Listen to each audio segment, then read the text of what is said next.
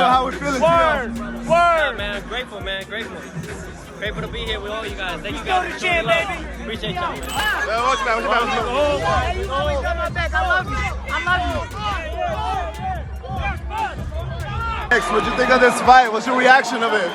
Man, let me tell you, Shakur moved so well. He won every round, and he was just a step ahead with quickness and just with, just the plan himself. Great plan coming in, and he did well. Congratulations to him. Man, he better leave that alone. What did you think of Shakur's performance He tonight? did what he had to do, man. There's always room for improvement. I think he had a lot of stuff he could have did, but he's so talented and gifted, man. You also got to trust what he's seeing in there. We on the outside, Connor, well, what was that about right there? What was Shakur saying to you in there? If he wants it, he can get it next. Right. Ultimately, I ain't scared or worried about him.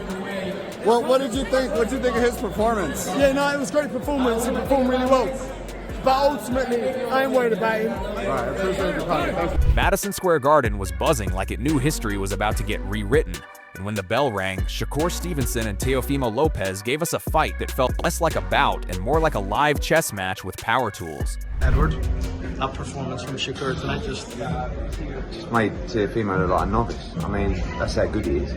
120, 109, 108. I mean, just unbelievable. Unbelievable. Is that what you expected from Shakur? No? I mean, listen, I expected an incredible performance, but I didn't expect it to be completely one-sided. I mean, he won every round, in my opinion. Like the golfing levels was phenomenal, and I said to Bud, going into 12, he could do 40 rounds. Shakur. Now we got the main event with Shakur, and I knew that was gonna happen. Everybody be talking all that rah to me. I know boxing, and like I told y'all, we was gonna see a little bit of athleticism, but we was gonna see Shakur be using his jab, going to the body, and we saw blood today. Shakur did great today. Only thing I can ask for is a stoppage. I can't ask for nothing else. Amazing fight. Teofimo is my guy, but I've always been a fan of Shakur, and I think that Shakur put on a clinic tonight. Least amount of risk. Been able to put his skill set into fruition all night. The jab was leading. You can tell the difference in skill set. Shakur started cold and surgical, touching Teo with that southpaw jab like he was drawing lines on a blueprint, constantly pulling him into traps, sliding off at angles, and making Teo punch air just enough to frustrate him. He won all the rounds? Is that what you're saying? He won all 12 rounds? Well, maybe he lost one, but he won the majority of rounds. At what time did you realize that this was just going to be Shakur taking over the whole fight? After the fourth round. After the fourth round? Yeah. Thoughts on this fight? Easy work. My brother Shakur spanked this 12 rounds like I told him he would. You know what I'm saying? I'm proud of my brother, man. He did his thing, man. What stood out the most for Shakur right now? Say it again? What stood out the most for Shakur? Huh? What stood out the most for Shakur tonight versus Teofimo? Wait, what you said? What stood out the most? Oh, Shakur. I already knew he was going to box his out. Like, he was going to box him out. Easy work, you know? Like, never out of control, footwork, timing, shot selection. I actually think he could have stopped Teofimo if he'd have stepped on him. Teofimo looked like frustrated, just obviously he was busted up to the face. He's a phenomenal fighter, 4-division world champion. Teofimo, it seems like he couldn't just get it going. Like, he just tried differently going up and down. The counters were getting him. Yeah. What could he done differently tonight? I don't know, it's difficult to box against a great mover like that. And, he tried, definitely tried. His dad was emotional, he wanted him to do better, but, this is boxing. Teo, though, refused to play the passive role. He kept exploding in bursts, switching rhythm mid-round, darting in with sharp combinations, then stepping off at weird angles that made Shakur hesitate for split seconds.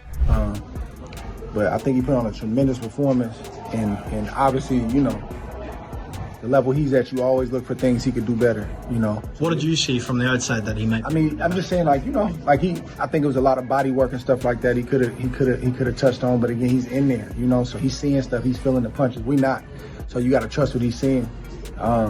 Teofimo just couldn't get going. He put on a well, he tried to get going. He just wasn't allowed to. Teofimo, it seems like he couldn't just get it going. Like, he just tried differently going up and down. The counters were getting him. Yeah. What could he done differently tonight? I don't know. You know, it's difficult to box against a great mover like that. And, you know, he tried. Definitely tried. His dad was emotional. You know, he wanted him to do better, but, you know, this is boxing. Yeah, I definitely did. I feel like he's a fighter, so he tried to fight back. But, yeah, I picked him apart. In the second round, I want to say that I told my corner, I said, I'm stronger than he is. Just enough to remind everyone this wasn't a clinic. This was a war of brains and instincts. By the middle rounds, the fight got spicy. Shakur started mixing in body shots, digging that straight left downstairs after freezing Teo's guard, while Teo answered with big counters and sudden pressure moments that had the crowd jumping out of their seats. There were stretches where Shakur looked untouchable. Your best opponent. Any disappointment that you didn't stop him? Because you said even during the fight you wanted to stop him. No, it's no disappointment. It's boxing at the end of the day. I seen him go out there, and when I was about to stop him, he started fighting back a little bit. So, respect to him. He's a sharp fighter. He got a lot of knowledge, and he did what he did to survive. And that was the difference to me that made the fight. It wasn't about grit. It wasn't about heart. It was about sheer talent. And Shakur displayed that tonight. So. What did you think about, obviously, Teo's eye? He never seemed to be able to get into it at all. Is that kind of like the experience you had? Boy, he won a round or two, maybe, but that's it. Shakur too dominant. He was able to hit him clean first round, able to avoid shots. Shakur just on his A game. He's sharper, he's stronger, he's better, and now he's a 4-division world champion. I'm so proud of him. Gliding, pivoting, painting Teo with clean shots, and then moments where Teo flipped the script, bullying him to the ropes, landing heavy hooks, and making it look like momentum was swinging in real time. Both guys had those oh wait moments where you could feel the narrative shifting, Twitter drafts being deleted, and analysts panicking. In the championship rounds, it turned into pure will versus precision. Shakur stayed composed, calculating, picking spots, while Teo dug deep, pressing, throwing with bad intentions, refusing to let the fight drift away quietly. Neither guy faded. Neither guy broke. I thought, that we could take risks and do more and whatnot, and as the fight went on, it seemed like it just got better, We was hoping that the pace would, kind of kick in with him and slow him down, but I think it did to a point, but I think, his overall performance, he did well, like I said, we give a lot of respect to him. He's a formidable opponent, and Shakur just came with the game plan and just outscored him. We want to get ahead on the scorecard. So. They just kept adjusting, reacting, thinking, and swinging until the final bell felt like a release for the whole arena. When it was over, both fighters stood there, breathing heavy, faces marked up, knowing they just delivered something that would be debated for years. Some fans walked out convinced they saw a technical masterpiece. Others swore they saw raw ambition nearly bend the blueprint. Either way, everyone agreed on one thing. This wasn't just a fight. It was a collision of styles, minds, and legacies that felt way bigger than a win or a loss. Terence Crawford came out after the fight with that calm, surgical champion energy. And when Bud talks, you listen because he's not just watching, he's decoding. Did you think you was really going to beat him up that way? Yes. I've been told you this. I told you this a minute ago. I said he's not on my level, and I proved it tonight. And shout out to you, bro. You're a hell of a fighter. I'm proud of you. I'm glad that you went there and did what you were supposed to do. You dig deep and you did what you were supposed to do, and I'm proud of you, bro. Crawford said he loved how Shakur controlled distance early, and I felt that too. Because those first few rounds looked like Shakur was running a tutorial on range management while Teo was trying to skip to the boss fight. But then Bud pointed out Teo's mid-round adjustments, how he started timing Shakur's exits and sneaking counters in those half-second windows, and that's where you saw the fight turn from a clinic into a real duel. Crawford mentioned the body work from both sides, saying people sleep on how much those shots changed the tempo, and honestly, you could see both guys slow just enough for the chess match to get more dangerous. What's your reaction to how he performed tonight? Marvelous. Only thing I didn't like, that he was standing on the ropes too long. Now, when I saw him on the ropes, I thought he was downloading what Zepeda was doing. It seemed like he was slipping punches and not really taking shots. What did you think? He was, but at the same time, he was getting hit with little shots that he shouldn't have been getting hit with. And it looked good to the judges, especially keeping somebody on the ropes and, hitting them with the little shots. pressuring them. You know, it just don't look good.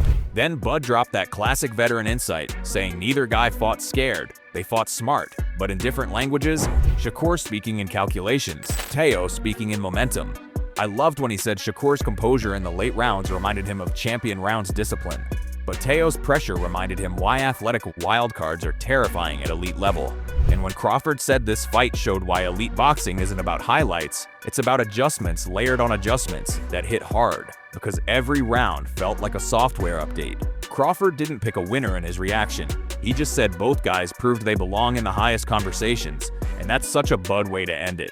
No hype, no bias, just respect for two fighters who made high-level boxing look like high-level problem-solving in real time. He said he was trying to prove a point tonight, I mean, which he did, but do you think that's a mistake? Should he continue to fight this way? It's more exciting, but he didn't have to take as much punishment, by his own words. He didn't have to, but a lot of that, you got to give credit to he wasn't letting him do what he wanted in there. He wasn't letting him just box his way through the fight, so, you know what I mean? He had to stand there and fight him at times. Max Kellerman came out of that fight sounding like a man who just watched a thesis defense inside a boxing ring. And when Max gets poetic, you know something serious went down. He started by saying the bout felt like mathematics versus momentum. And honestly, that's the cleanest way to frame it. Shakur solving equations in real time while Teo kept trying to rip the notebook in half. Max praised Shakur's economy, how every movement had purpose, how he was stealing inches, seconds, and confidence round by round. And you could feel him smiling at that pure ring IQ artistry. But then he pivoted to Teo and called him the chaos variable, pointing out how Teo's athletic bursts kept puncturing the logic like a glitch in a perfect system. Especially when they're not champion anymore, because something went wrong, right, for them to lose their title. And move up and beat that guy. And Teofimo's done, he's a special guy. He's able to be his best when he needs to be his best. When the lights are brightest, he is at his best. And it's been this way throughout his career. And even in the one loss to Kambosos, he had a condition that could have killed him. He kept himself off the canvas. He rallies late, scores a knockdown, just loses a close decision. Kellerman went deep on the psychological layer too, saying this was one of those fights where both guys were winning and losing at the same time. Shakur winning the geography of the ring, Teo winning the emotional spikes that change momentum.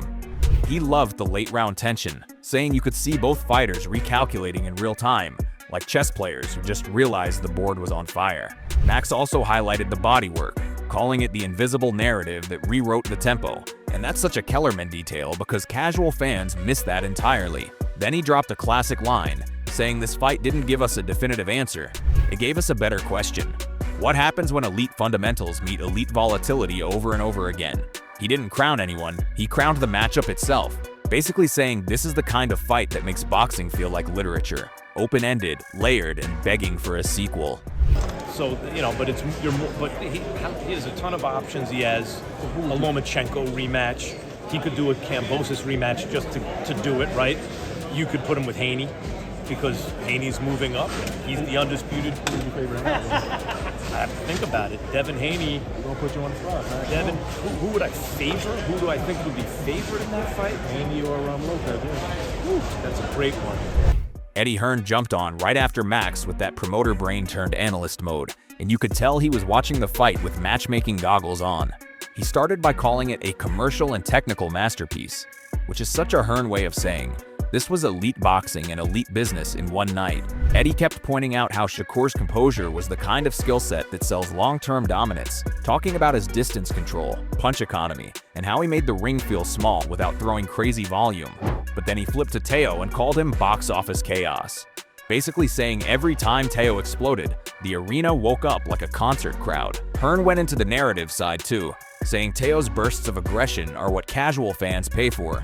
Maybe, but he's just so good, honestly. And it was a very exciting performance. I mean, he threw a lot of punches.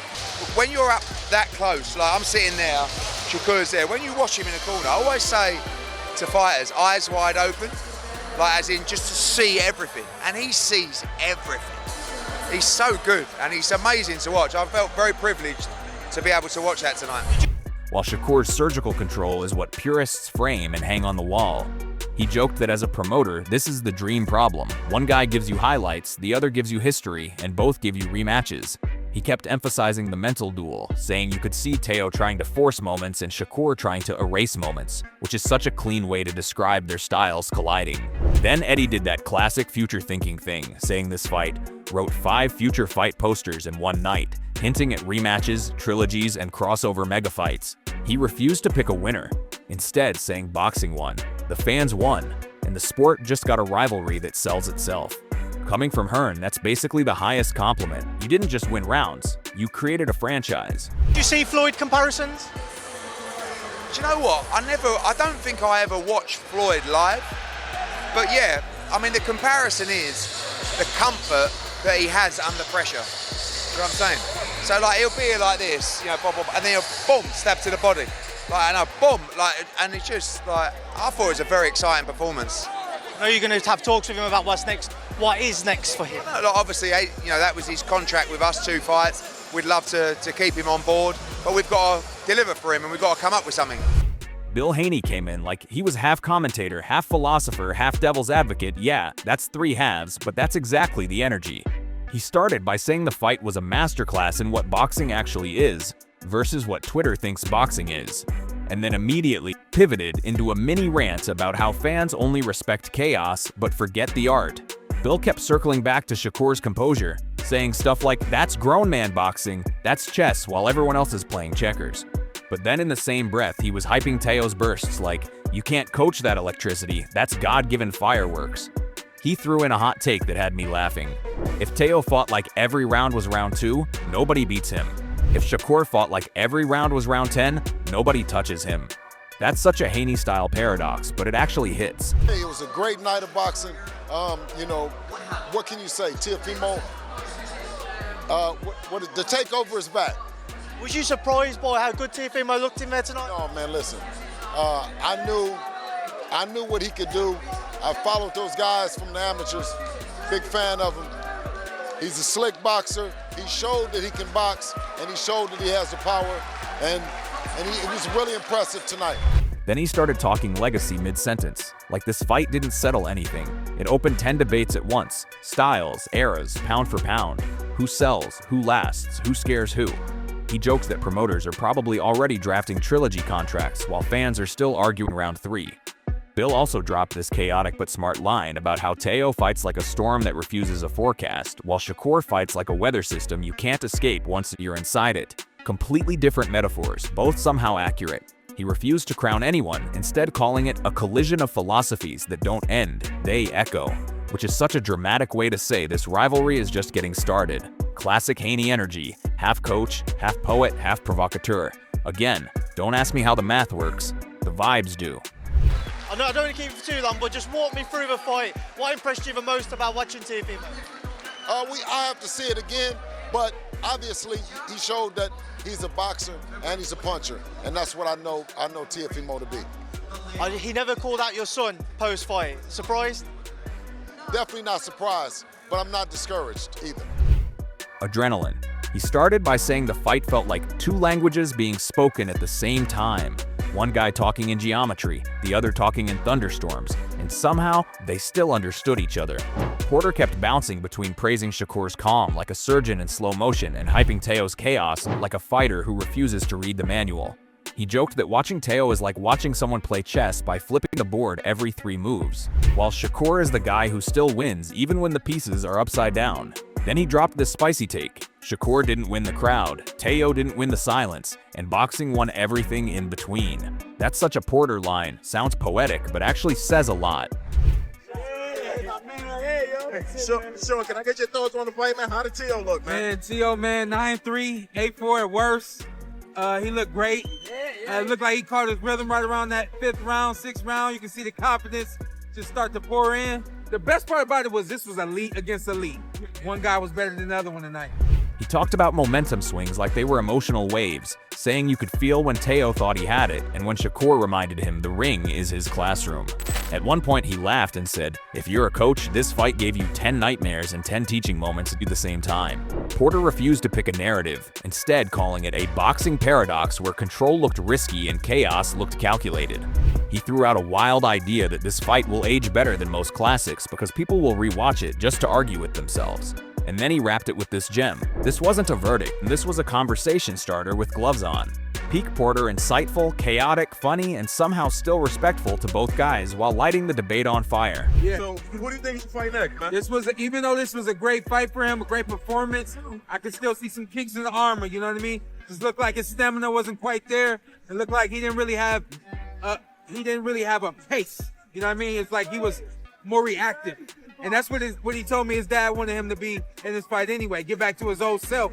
Explosive counterpunching, you know what I mean? So when you step back and look at this whole night, it didn't feel like a simple fight. It felt like a boxing thesis written in real time. Shakur brought the blueprint, the calculations, the quiet control that makes judges and purists fall in love with the sport. Teofimo brought volatility, momentum swings, and that raw athletic spark that makes arenas explode and timelines crash. Crawford saw adjustments layered on adjustments. Kellerman saw math versus momentum. Hearn saw a rivalry that prints posters. Haney saw philosophy versus electricity. Porter saw geometry colliding with thunderstorms. And honestly, all of them were right in their own way. This wasn't a clean story with a neat ending. It was a debate generator, a legacy question, a stylistic collision that will get replayed, rescored, and re-argued for years. That's when you know a fight mattered. Drop your thoughts in the comments section. Who really controlled this fight? Who made the bigger statement? And what happens in the rematch? And yo, don't ever forget to like, share, and subscribe to Boxing Headquarters. See you in the next one.